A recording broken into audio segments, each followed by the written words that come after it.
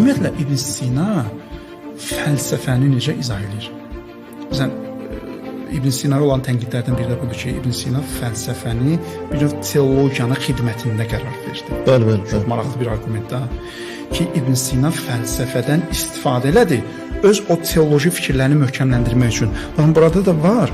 Məsələn, İbn Sina... Yəni, dinin köməkçi bölməsidir də fəlsəfə. Bəli. Bu çox önəmli bir məsələdir. Burada İbn Sina deməli, Əş-Şifa əsərində bunu qeyd edir. Deyir, fəlsəfənin ümumiyyətlə mahiyyəti nədir? Filosofun işi nədir?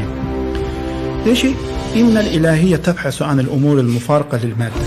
Ümumiyyətlə, filosofun işi budur ki, mücərrəd məsələləri də araşdırsın. Araşdırdığı məsələlərdən biri mücərrəd məsələlərdir, ümumi məsələlərdir. Bu şifa əsəri. Bunu skrin eləyərək, elə videonun bu hissəsinə əlavə eləyərək. Bəli.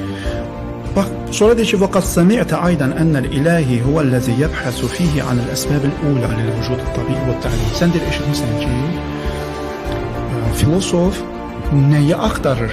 O ilk səbəbləri, ilk səbəbi, varlığın ilk səbəbini. Bunu deyir, gəlir, sonra deyir ki, وَأَنْ نُسَبِّبِ الْأَسْبَابِ. Bütün səbəblərin səbəbini, filosofun işi bu ki, bütün səbəblərin səbəbini axtarsın və məbdə'il məbədi, hər şeyin başlanğıcını axırda yönədir. Və huvəl ilahu teala cəddu. Bu kimdir? Allahdır. Hər şeyin ilk səbəbi nədir? Allah. Yəni, deyir ki, filosofun məqsədi Allahı tapmaq olmalıdır. Filosofun əsas qayəsi, ilk səbəbi, yəni Allahı tapmaqdır.